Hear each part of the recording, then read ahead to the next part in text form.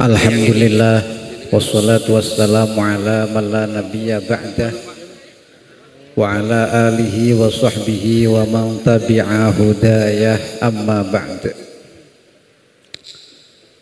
Yang saya hormati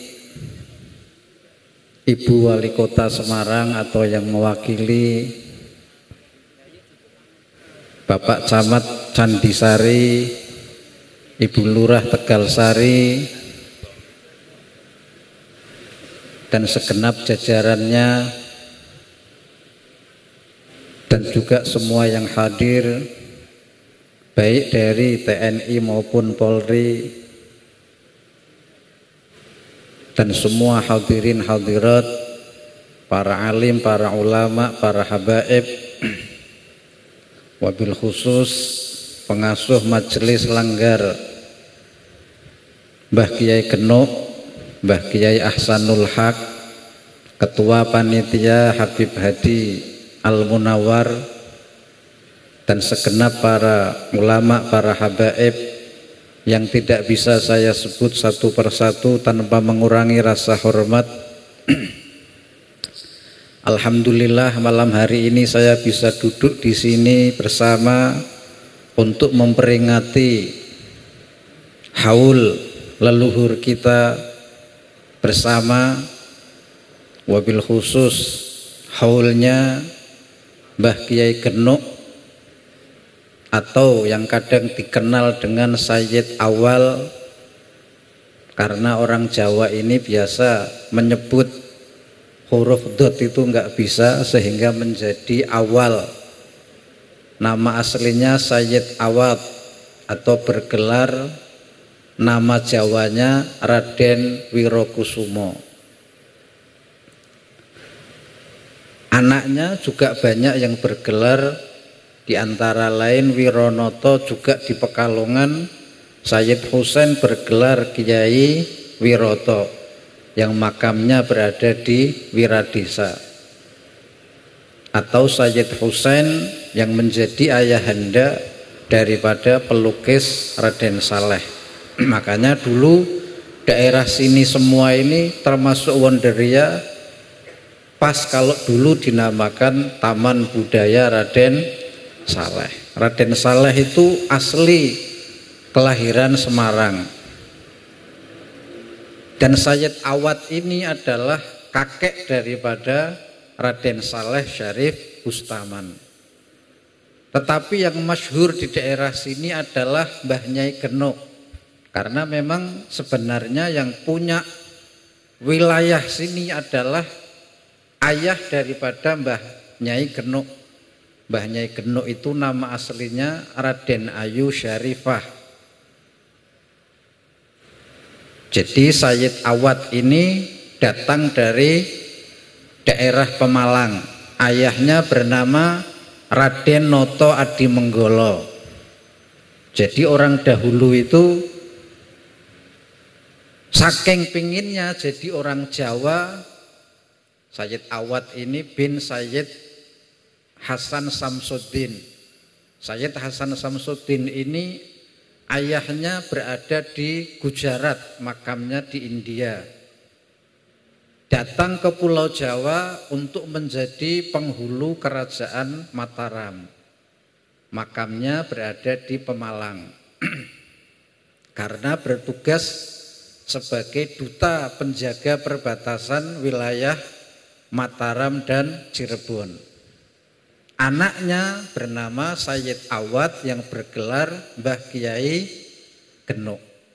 Mbah Kiai Genuk ini menantu daripada Raden Ngabehi Kertoboso Bustam atau onderregen daripada wilayah Semarang.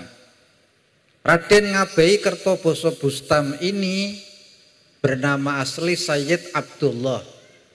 Sayyid Abdullah, kalau sampean baca di Wikipedia, beliau datang dari Yaman, diundang oleh pemerintah Eropa pada saat itu. Padahal itu kurang pas, karena Sayyid Abdullah ini ayahnya bernama Sayyid Husain.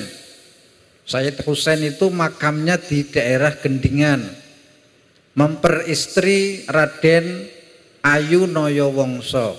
Jadi Mbah Kiai Genuk ayahnya bernama Raden Kertoboso Bustam.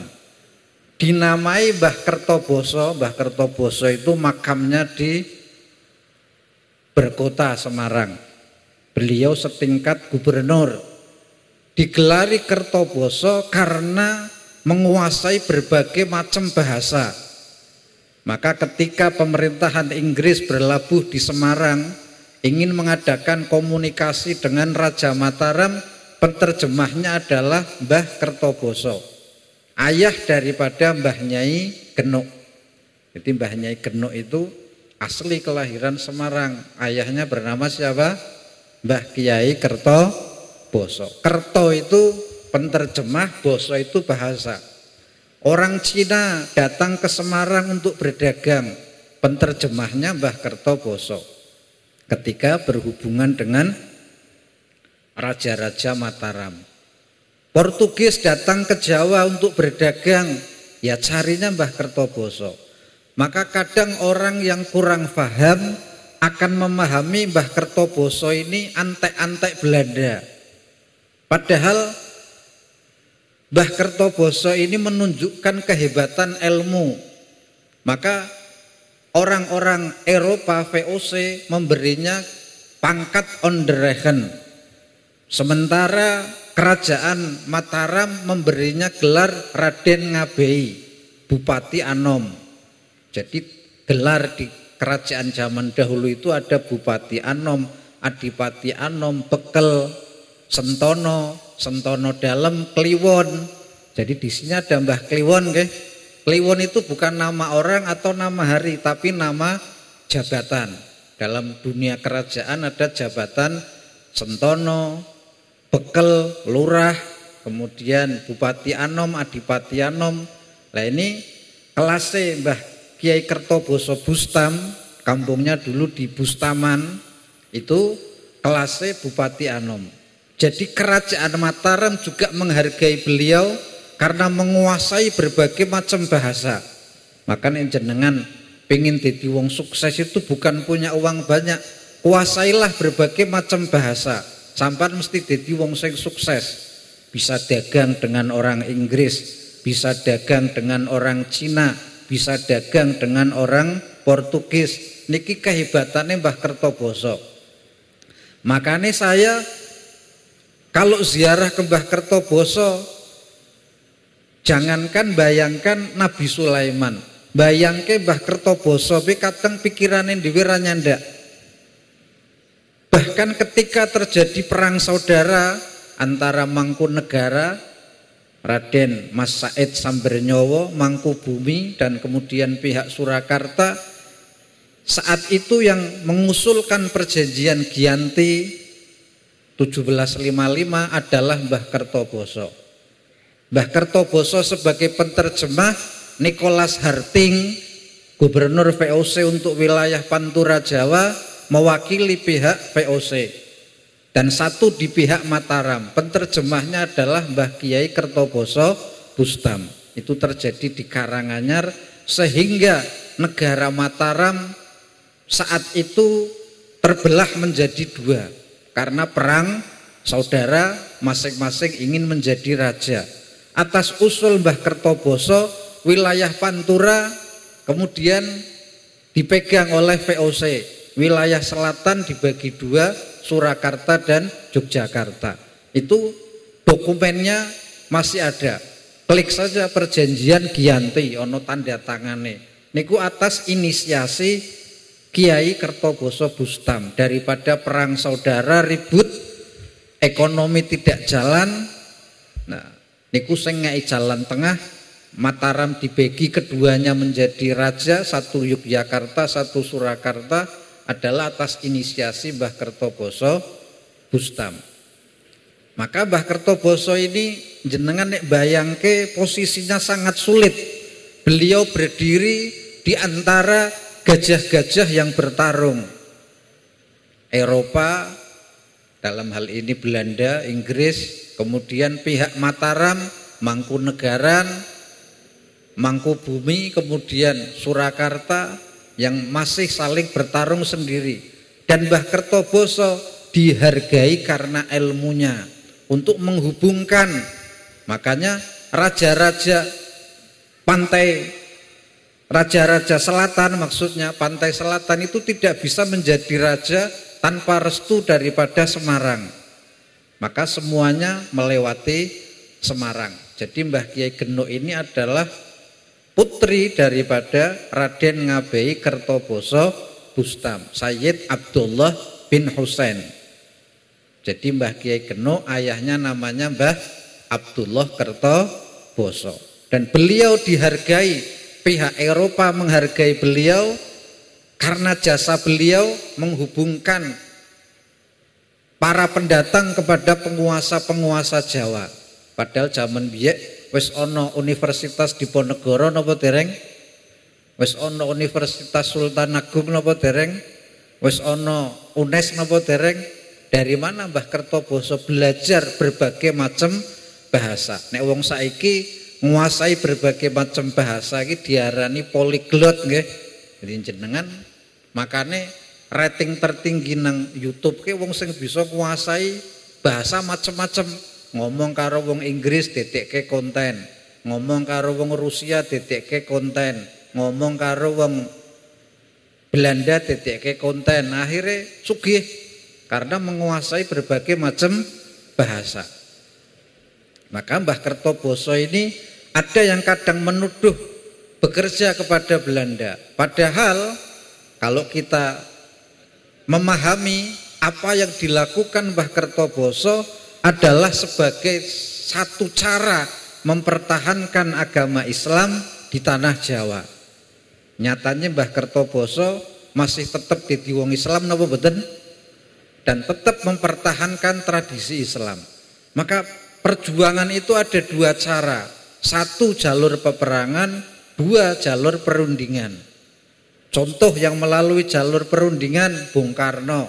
Pernah jenengan krungu Bung Karno perang nembak Londo derek nate nggih. R.A. Kartini ya lewat jalur perundingan, kirim korespondensi surat-suratan.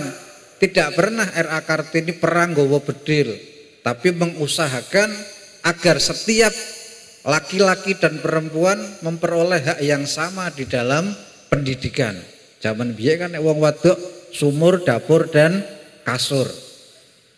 Paham nggih? Tidak harus menjadi pahlawan berperang, harus berperang. Salah satunya dengan perundingan. Maka terkadang orang-orang zaman dahulu ada yang melalui jalur-jalur perundingan.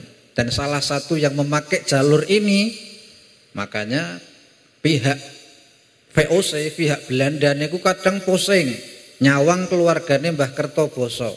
Di sisi lain keluarga beliau ada Suruh Hadi Menggolo yang menurunkan Raden Mas Syukur yang menjadi bagian daripada pasukan Diponegoro di Demak. Jadi posisinya Pak Muni Konco kok keluarganya ono sing dadi anggota pasukan Diponegoro di kemudian hari nggih. Walaupun Raden Ngabei Kertoboso niki ora menangi perang Diponegoro, tapi keturunannya nanti banyak yang memihak kepada pasukan Diponegoro ketika terjadi perang Diponegoro. Nah, Kertoboso Bustam niki diisukan datang dari Yaman, padahal beliau keturunan orang Jawa. Ibunya bernama Raden Ayu Noyowongso, makamnya di Gendingan. Noyowongso ibunya bernama Raden Ayu Sutilah, berasal dari Jepara. Maka Jepara Semarang itu hubungannya sangat erat. Mbah Saleh Darat juga orang tuanya dari Jepara. R.A. Kartini mengaji kepada Mbah Saleh Darat. R.A. Kartini ya orang Jepara. Jadi dahulu Semarang Jepara itu hubungannya sangat erat. Raden Ayu Sutilah atau Mertokusumo adalah putri daripada Raden Ronggo Panembahan Juminah, makamnya di Kali Wungu. Maka Mbah Nyai Genuk niki salah satu cucu dari Panembahan Juminah. Panembahan Juminah itu jumeneng ing manah, atine tenang. sehingga disingkat Panembahan Juminah. Jadi niki kula tak critakne siji riyen nggih, Mbah Nyai sinten? Mbah Nyai Genuk. Karena Mbah Nyai Genuk yang paling banyak nguri-nguri budaya masyarakat mriki. Ya seneng jatilan, seneng wayang, seneng macem-macem nggih. Nah, Panembahan Juminah Kaliwungu putra daripada Panembahan Juminah Giriloyo atau Raden Mas Bagus Panembahan Juminah. Jadi Kaliwungu namanya Juminah, yang di Giriloyo juga namanya Juminah. Panembahan Juminah di Giriloyo merupakan putra daripada Panembahan Senopati atau Danang Sutawijaya atau Raden Ngabei Loreng Pasar, pendiri daripada Kerajaan Mataram atau Raja Mataram yang pertama. Berarti Mbah Nyai Genuk niki masih keturunan Raja Mataram, yaitu Panembahan Senopati. Dari istri permaisuri, istri kan riyen ana selir ana permaisuri nggih, yaitu Raden Ayu Retno Dumilah. Raden Ayu Retno Dumilah ini bergelar putri Pangeran Timur karena beliau adalah anak daripada Pangeran Timur Sedo ing Blitar. Pangeran Timur putra daripada Sultan Trenggono. Dari hasil Sultan Trenggono kan istrinya kathah dari istri daripada Sunan Kalijogo. Berarti Mbah Nyai Genuk niku sik keturunane Sunan Kalijogo napa sanes? Tasih nggih, karena masih keturunan Sultan Trenggono. Sultan Trenggono anak daripada Raden Fatah. Raden Fatah dari istri putri Sunan Ampel. Maka Mbah Nyai Genuk ini masih keturunan daripada Sunan Kalijogo dan Sunan Ampel. Dan keturunan-keturunan mereka banyak yang menjadi orang-orang alim. Di antara keluarga yang masyhur dari keturunan Kertoboso itu Mbah Ibrahim bin Thohir bin Raden Yudokusumo, masih keturunan Surohadi Menggolo atau Mbah Ibrahim Brumbung. Itu guru daripada Mbah Mosleh Meranggen. Mbah Ibrahim itu mursyid Thariqah Qadiriyah wa Naqsabandiyah, murid langsung dari Syekh Abdul Karim, merupakan salah satu sanad daripada Thariqah Qadiriyah yang masyhur di tanah Jawa, yang diteruskan oleh Mbah Kiai Mosleh bin Abdurrahman Qasidil Haq. Wah, Mbah Ibrahim itu salah satu keturunan dari keluarga Mbah Kertoboso Bustam. Ini salah satu contoh bahwa alhamdulillah di desa Genuk ini ada leluhur yang leluhurnya bersambung kepada orang-orang yang dimuliakan oleh Allah Subhanahu wa ta'ala. Jadi Raden Ayu Syarifah ini kalau ditarik ke atas dari keturunan perempuan itu masih terah Mataram, masih terah Demak karena beliau keturunan Raden Fatah, masih keturunan Wali Songo dari jalur Sunan Kalijogo dan Sunan Ampel. Maka mereka semua tergolong para kekasih Allah yang apapun yang dilakukan oleh mereka, walaupun kelihatannya tidak ngaji, misalnya ngurip-ngurip jatilan, ngurip-ngurip wayang, ngurip-ngurip tradisi leluhur, semua yang dilakukan adalah untuk mempertahankan eksistensi agama Islam. Karena mempertahankan agama Islam itu bukan hanya jihad tawur, tapi kebanyakan Islam bertahan di Indonesia ini karena jalur kesenian dan budaya.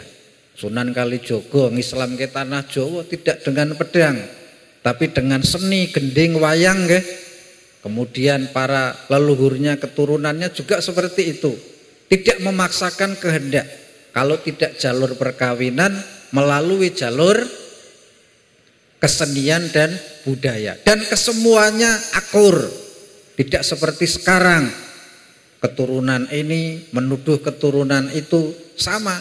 Kalau Mbah Nyai Genuk dari jalur perempuan terah Wali Songo, suaminya Sayyid Awad bin Hasan Samsuddin atau gelarnya Mbah Hasan Samsudin itu Raden Noto Adi Menggolo nggih, atau Raden Noto Adi Negoro. Wong biyen niku biasa arane kathah. Wong Pangeran Diponegoro mawon Raden Mas Mustahar Antawirya, Syekh Abdul Hamid Heru Cokro, Sayyidin Panatagomo, Khalifatullah ing tanah Jawa. Niku nek nggo gawe KTP arane nyandak napa mboten? Niku wong biyen semakin arane dawa semakin hebat. Makanya nama paling panjang namanya Rasulullah. Rasulullah punya nama banyak, 200 lebih. Ahmad Muhammad jenengan tahu ngaji dalail. Gusti Allah yo namanya dawa 99. Rahman Rahim. Di orang dahulu itu semakin namanya panjang. Misalnya Danang Sutawijaya, Raden Ngabei Loreng Pasar, Senopati Ngalogo, Sayyidin Panatagomo, Khalifatullah. Niku nek digaweke akte ngentek-ngentekke lembaran nggih. Niku Sultan Agung Mataram yang pertama. Maka nguri-nguri seperti ini katanya Rasulullah, kata para ulama, ala bidzikril aulia tanzilur rahmat wal barakah. Dengan mengingat para kekasih-kekasih Allah, keluarga para kekasih Allah akan menurunkan rahmat. Maka kita bercerita seperti ini, semoga rahmat Allah turun kepada kita. Bagaimana mereka ini mempertahankan agama Islam. Jadi Indonesia ini negara yang dituju dari dahulu. Portugis ya ingin menguasai sini, Inggris ya ingin menguasai Indonesia, Belanda ya ingin menguasai Indonesia karena suburnya Indonesia. Dan penghubung daripada penguasa Mataram terhadap dunia luar adalah Mbah Kertoboso Bustam, sehingga diarani Kertoboso. Jadi beliau bekerja sebagai penterjemah atau duta dari berbagai negeri. Nah, dipikir entah jenengan beliau ini maksudnya belajar bahasa-bahasa itu dari mana, kita tidak tahu. Itu bagian mungkin dari karomah beliau. Atau bisa jadi Mbah Kertoboso ini dahulunya pernah singgah di berbagai negara sehingga menguasai berbagai macam bahasa. Ini dari sisi Mbah Nyai Genuk. Maka jika sejarah Genuk dihubungkan dengan Sunan Kalijogo, ya memang Mbah Nyai Genuk masih keturunan Sunan Kalijogo. Maka duduk di makbarah para kekasih Allah bisa untuk menjadi wasilah. Maka beruntunglah niki desa pundi niki? Tegal Sari nggih. Mugi-mugi dadi sari temenan. Tegal niku kan jare kebon utawa tegalan, sari niku sing subur nggih. Mugi-mugi dadi nggon sing subur makmur kelawan barokahipun nopo ingkang kita lakoni malam niki nggih. Jadi setiap tahun pokoknya bulan Suro menyambut bulan suci kita sareng-sareng ndonga ten mriki kelawan barokahipun para wali-wali ingkang dipun makomaken ten makom mriki. Mriki niku wis ngalami berbagai macam sejarah. Zaman kuno terus ngajeng niki terminal. Di terminal pusat niku riyen ten mriki ya terminal bis, terminal trek. Tahun 55 maka mulai ditutup, tidak bisa diakses untuk umum. Jadi mulai kene ono bangunan ditutup niku tahun 55. Mulai kebun binatang sampai THR Taman Hiburan Rakyat sampai terakhir Wonderia. Wonderia rampung akhirnya nggo uji nyali nggih. Kaya-kaya kene iki nggo napa? Nggon singit nggih. Akhirnya saniki wis terbuka untuk umum, siapapun bisa ziarah ke sini tanpa rasa takut untuk meminta barokah kepada Allah Subhanahu wa taala. Mungkin kalau kita berdoa di rumah kurang khusyuk atau tempatnya mungkin kurang baik, maka kita berdoa di makam-makam para waliullah. Seperti di Mesir ada makam Sayyidah Nafisah. Sayyidah Nafisah itu salah satu keturunan Rasulullah di Mesir. Makamnya menjadi tempat berdoa yang sangat mustajab di Mesir. Maka doa mustajab itu terkadang dipengaruhi oleh tempat. Bahkan ada tempat yang hebatnya cuma setahun sekali, yaitu Arafah. Jenengan lunga haji ketika hari Arafah nggih. Hari Arafah niku tanggal pinten? Hah? Tanggal pinten? Non? Tanggal 9. Kok jenengan orang mlebu ring Arafah ora entuk titel haji? Al hajju Arafah. Jenengan ya mene teko ring Arafah mulih ra iso dadi kaji. Nek tawaf sa'i ya mene saged. Tapi ketika jenengan mlebu ring Arafah, walaupun hanya duduk, walaupun hanya lewat saja dengan niat wukuf, maka jenengan memperoleh gelar haji. Maka orang memperoleh gelar haji di Indonesia karena pernah berada di Arafah pada hari Arafah. Niku tempatnya hebat setahun sekali. Paham nggih? Ada tempat-tempat yang hebat, yaitu makom-makome para aulia. Atau tempat-tempat yang di situ pernah disinggahi orang yang dicintai Allah. Contoh tan Mekah, tan makom Ibrahim.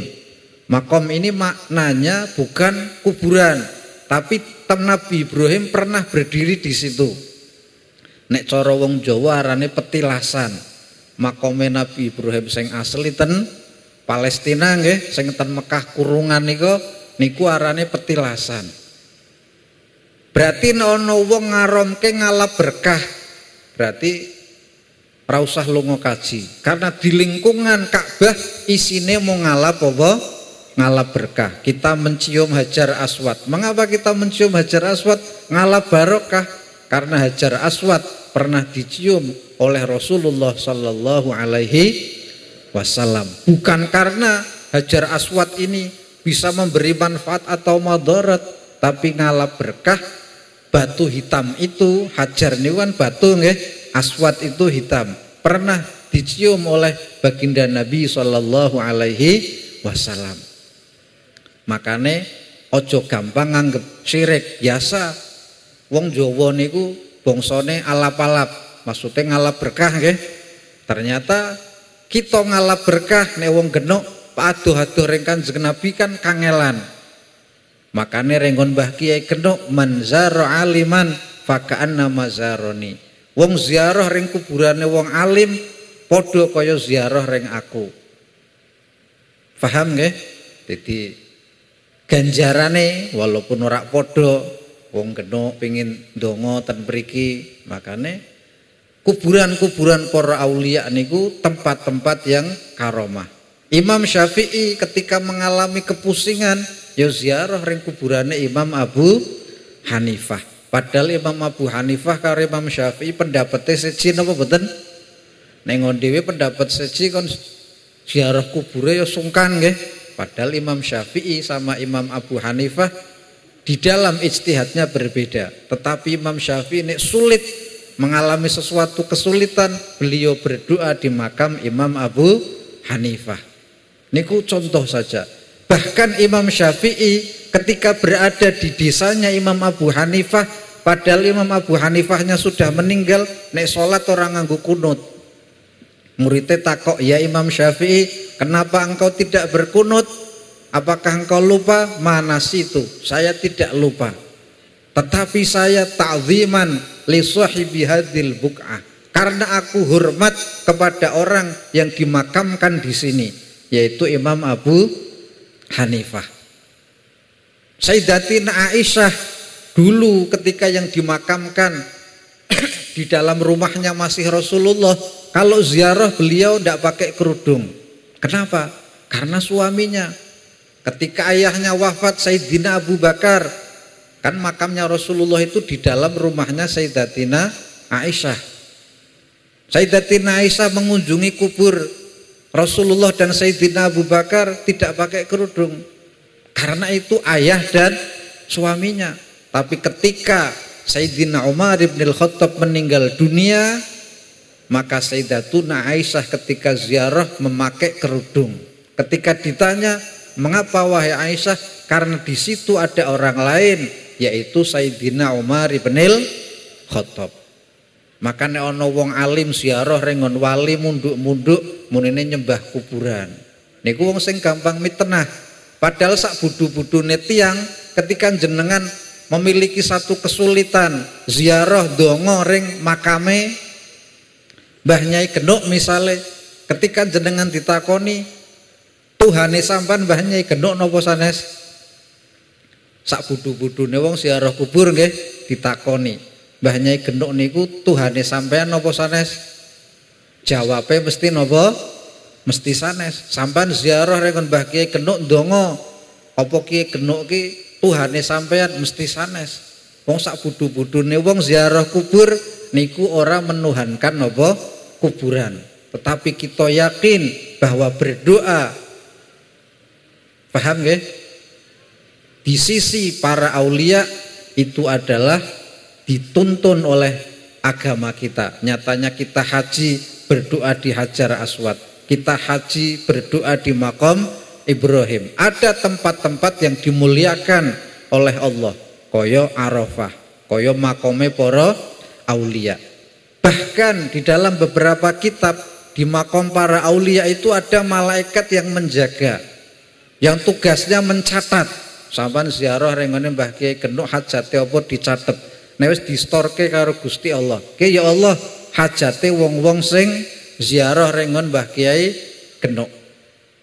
Paham nggih? Makane mugi-mugi napa ingkang kita lakoni ten mriki memperingati haulipun Mbah Nyai Genuk, Mbah Kyai Genuk dan para aulia yang dimakamkan di Wonderia ini, semoga apa yang kita hajatkan di tahun ini diijabahi oleh Allah Subhanahu wa ta'ala, dan semoga kita tidak bosan menghormati para leluhur kita, jasa-jasa para leluhur kita yang menjadikan kita tetap di dalam agama Islam. Karena perjuangan mereka, walaupun Eropa, Belanda berada di Indonesia, berusaha menjajah 350 tahun. Jadi yang benar aslinya Indonesia itu bukan dijajah 350 tahun, tapi orang luar berusaha menjajah 350 tahun. Di zaman Sultan Agung Mataram terkenale ngirim koloduto perang ring Batavia. Sampai di zaman Sultan Trenggono serangan karo Portugis ten Malaka. Bahkan Adipati Yunus 2 kali gagal memerangi Portugis di Malaka. Sopo sing berhasil ngalahke Ratu Kalinyamat, jenderal wanita nek cara saiki kuat nggih, sing mampu mengusir Portugis sehingga lari ke timur-timur. Makanya timur-timur niku menjadi wilayah Portugis. Kula mikir Portugis kok iso duwe wilayah nang timur-timur. Ternyata pelarian ketika dihantam oleh pasukane Raden Ayu utawa Ratu Kalinyamat nggih. Niku terus seperti itu. Katik zaman Sultan Trenggono, Ratu Kalinyamat sampai Senopati Sultan Agung Mataram maksudnya nggih, sampai mengisor Mangkubumi, sampai Pangeran Diponegoro selama 5 tahun terus tidak mau dijajah.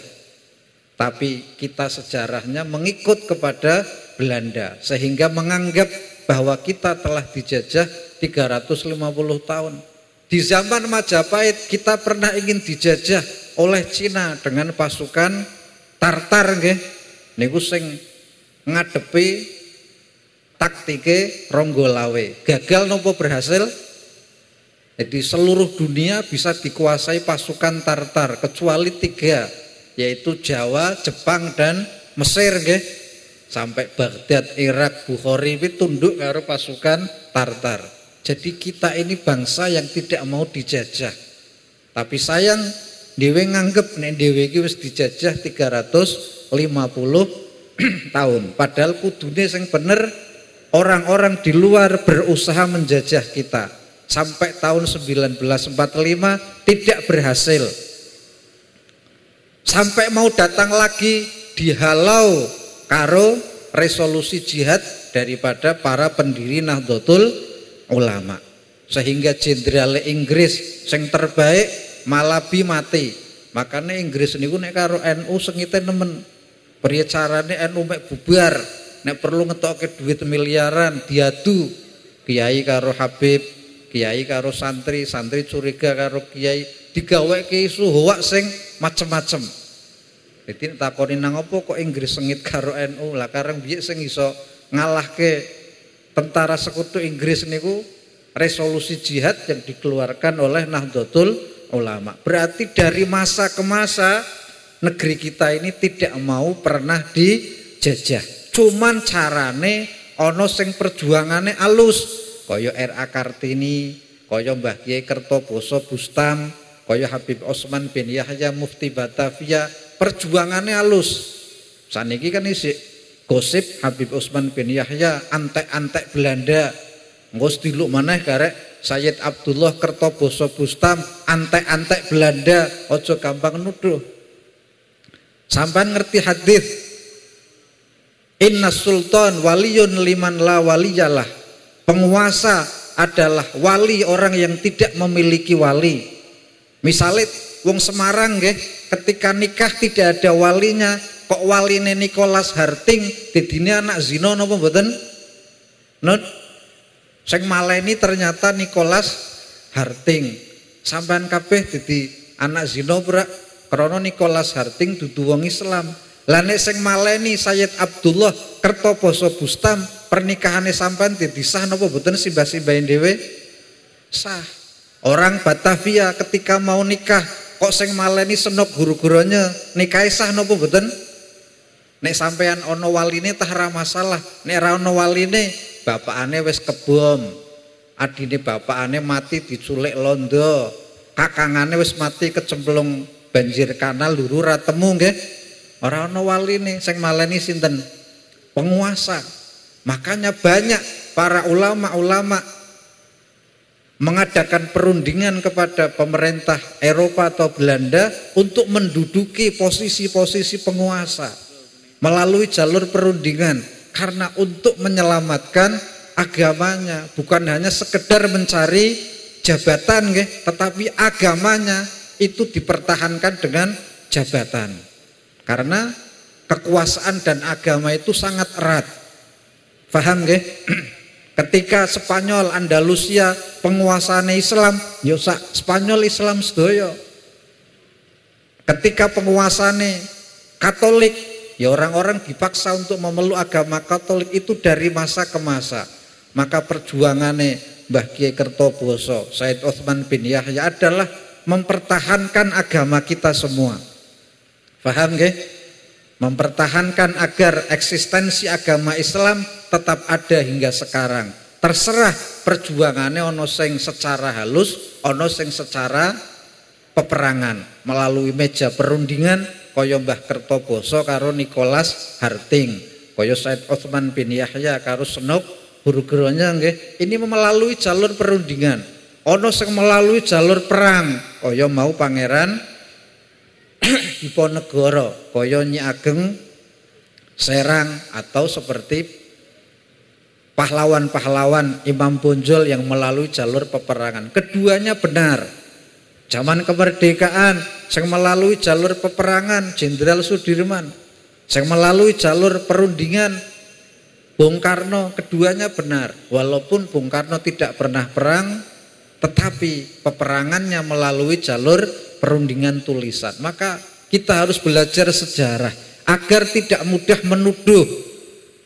Makanya kula riyen ziarah dengan Mbah Kertoboso, bulek kula niku tiyang Semarang Kepatihan nggih niku nek ngelek-ngelekke fik lah kono nek ziarah ring Kertoboso apa ora wedi diarani antek-antek Belanda.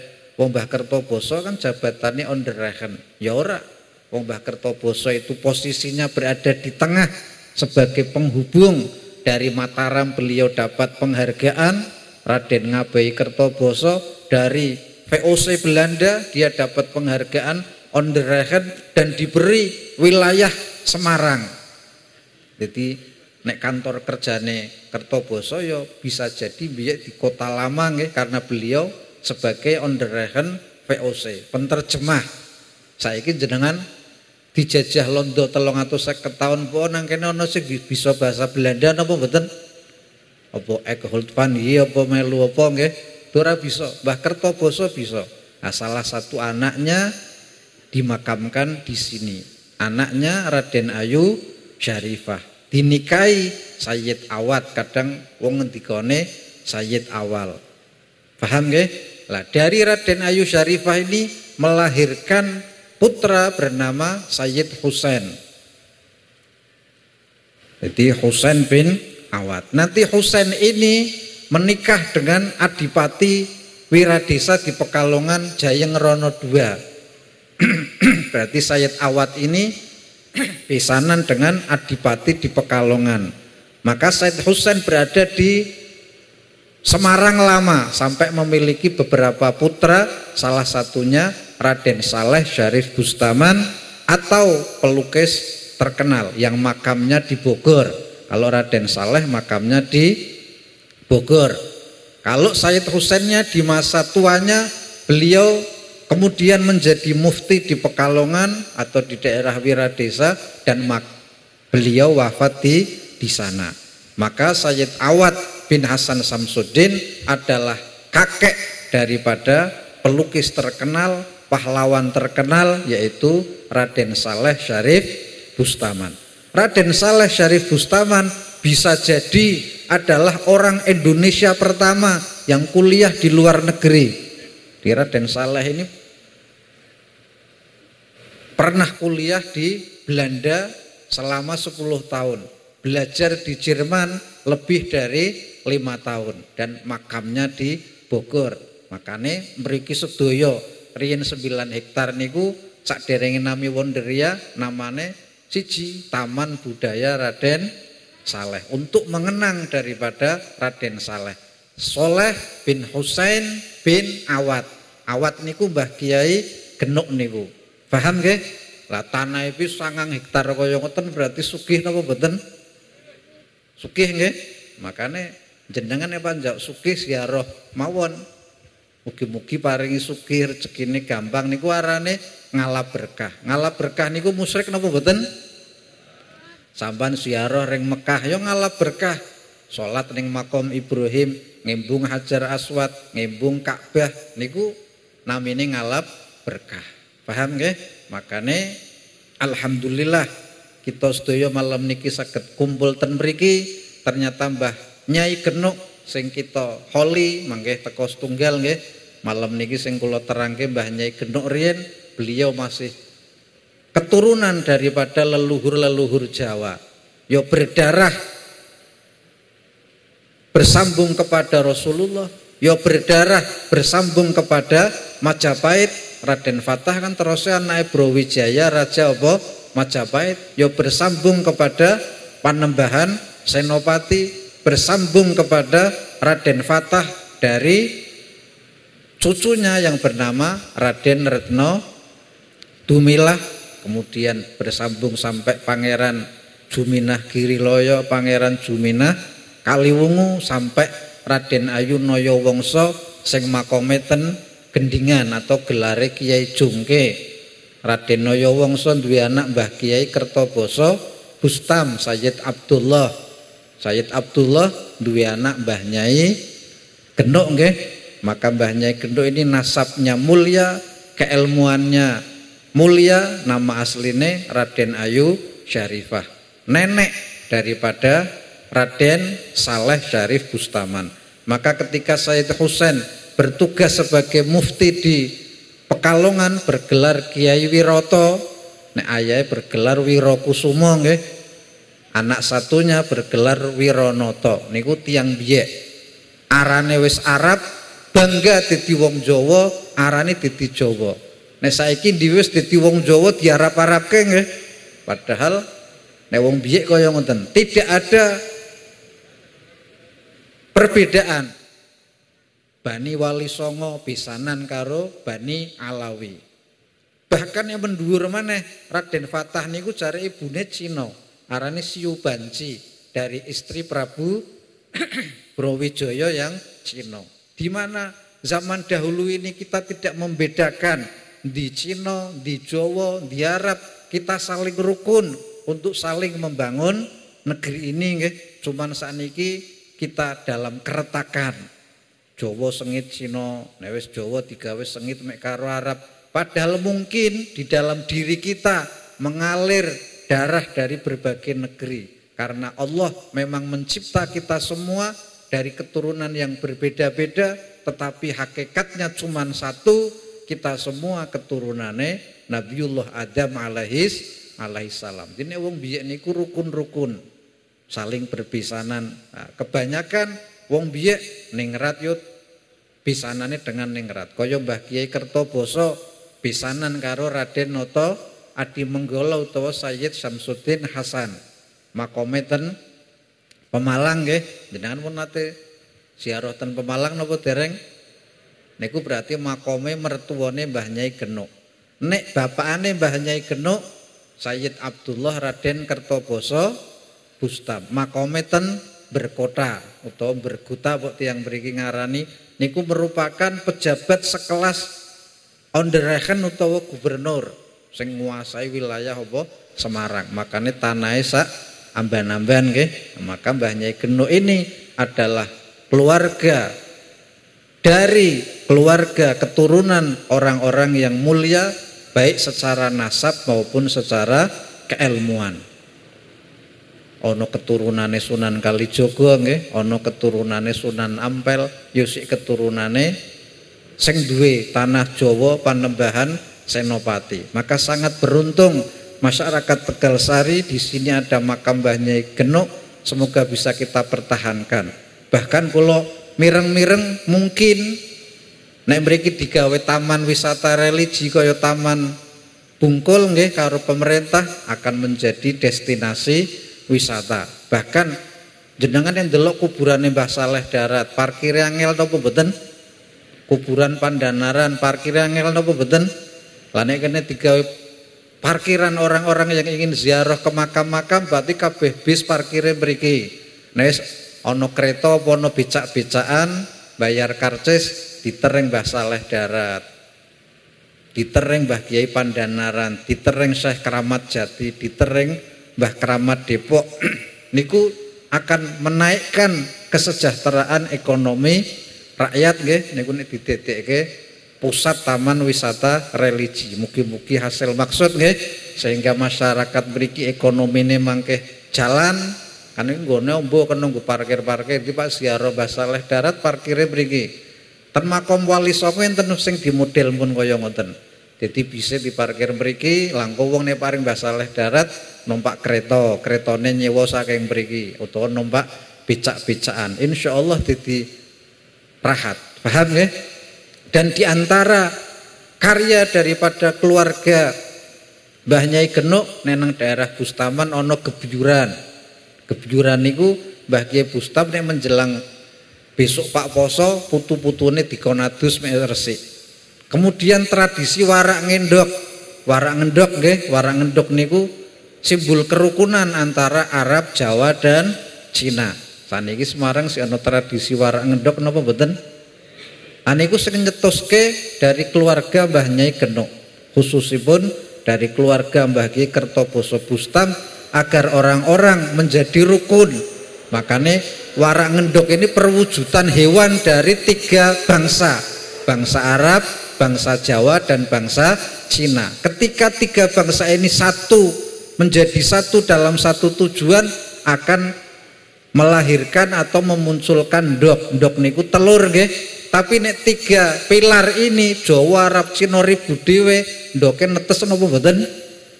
Ora netes. Ekonomine sulit, ekonomi nangel. Makanya warak ngendok ini lambang kerukunan. Maka keluarga Mbah Nyai Genuk di dalam perjuangannya lebih mengedepankan kerukunan. Walaupun terkadang ada fitnah-fitnah, oh Mbah Kertoboso mau antek-antek Belanda. Setelah tak terangke, orang Islam jika nikah tidak punya wali, maka walinya sinten? Penguasa. Lah nek penguasane niku sanes Islam nikahi sah napa mboten? Makane Mbah Kertoboso dadi penguasa. Makane jenengan dukung nek ana wong alim Pak Didi wali kota didukung. Bukan berarti kiai politik Gus pengen dadi wali kota, santri pengen dadi lurah didukung untuk menghidupkan agama, bukan untuk menjual agamanya. Kaya Mbah Kiai Kertoboso Bustam dadi ondereken VOC untuk memperjuangkan agama Islam. Sayyid Osman bin Yahya dadi mufti Batavia untuk mempertahankan agamanya, menolong agamanya. Dene jenengan Pak nikah karo cewek era ono waline ya sing dadi wali sultan penguasa. Makanya wali-wali zaman dahulu boleh negara kami engkau duduki, engkau kuasai secara ekonomi karena memang kita kalah di dalam peperangan saat itu. Tapi agama ora entuk dijajah. Makanya wong kaya Mbah Kertoboso, kaya Sayyid Awad ini menjaga agar penjajahan tidak sampai kepada agama.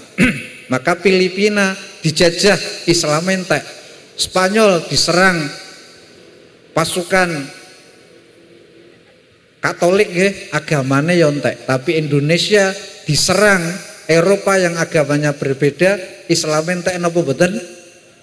Karena dijaga oleh wali-wali Allah dengan cara politik perundingan. Monggo jenengan dagang ten mriki, dadi penguasa ten mriki, tapi agama sing nguasai tetep kula. Misal Semarang, ya tetep sing nguasai Mbah Kiai Kertoboso Bustam. Kiai Kertoboso Bustam sedo sing nguasai tetep keturunane Surohadi Menggolo. Surohadi Menggolo ini salah satu nanti keturunannya menikah dengan keturunan Mangkunegoro I. Jadi Mbah Genuk niku sedulure kathah, ten Jogja ya ana sedulure, ten Surakarta ya ana sedulure, ten Mangkunegara ya ana sedulure, dan kiai-kiai tanah Jawa banyak yang juga lahir dari keturunan Mbah Sayyid Abdullah Kertoboso Bustam.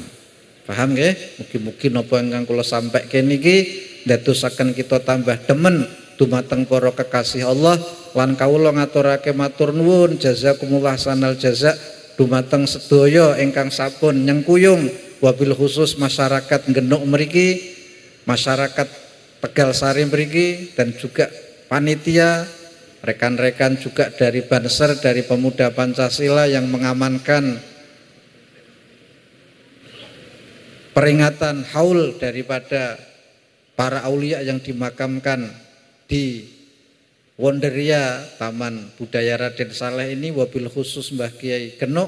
Semoga apa yang kita lakukan ini menjadikan kita memperoleh barokah dari beliau-beliau, dan semoga dengan peringatan menyambut bulan suci Muharram tahun depan, sampai tahun depan kita dimudahkan rizkinya oleh Allah Subhanahu wa ta'ala. Dan saya tidak bisa membalas apa-apa mewakili keluarga besar Mbah Kertoboso Bustam, karena hakikatnya Mbah Kiai Genuk itu bukan milik keluarga. Mbah Nyai Genuk itu bukan milik keluarga, tetapi milik masyarakat Semarang yang harus kita uri-uri, yang harus kita pertahankan sebagai bukti sejarah bahwa leluhur kita adalah leluhur yang cerdas. Ojo percaya wong Jawa biye budu-budu, wong Semarang biye budu-budu, wong Semarang biye wis ana wong pinter-pintere wong. Sapa kuwi? Bapakane Mbah Nyai Genuk. Menguasai berbagai macam bahasa sehingga diarani Raden Kertoboso Bustam. Nama asline Sayyid Sayyid Abdullah nggih. Lan niku duwe putri namine Mbah Nyai Genuk. Mbah Nyai Genuk duwe garwa Mbah Kiai Genuk utawa Sayyid Awal atau Raden Wirokusumo Sayyid Awad bin Samsuddin Hasan. Samsuddin Hasan nomo ningrate Raden Noto Adi Negoro nggih, sebagai penjaga atau duta perbatasan Mataram dan Cirebon pada saat itu. Jadi nek Mbah Kiai Genuk niku putrine apa putrane Sayyid Samsuddin Hasan. Nek Mbah Nyai Genuk putrine Mbah Kiai Kertoboso Bustam. Mereka disarakaken di sini, semoga memberi barokah kepada kita semua, dan apa yang kita hajatkan wong sing taun wingi Ibu Wali mawon hadir mriki ndonga mek kelakon dilantik saniki wis dilantik napa dereng? Wis dilantik kelakon nggih. Niku sing taun wingi nekani mriki kan dereng dilantik. Pidato ten mriki nek sido dilantik ternyata ya dilantik. Maka tempat ini adalah salah satu tempat yang karomah. Jadi nek ngomong saka sing apik-apik nggih aja guyon. Kowe mulih dik kene nek bangkrut priye ku bangkrut temenan. Saka guyone nang kene guyon sing apik. Kowe rung duwe bojo mulih dik kene payu rabi ke. Mending. Jadi di tempat-tempat yang dimuliakan oleh Allah kita berdoa yang baik-baik. Berdoa semoga kita memperoleh barakah karena ala bidzikril auliya tanzilur rahmat wal barakah. Dengan menyebut nama para kekasih Allah menurunkan rahmat dan barakah.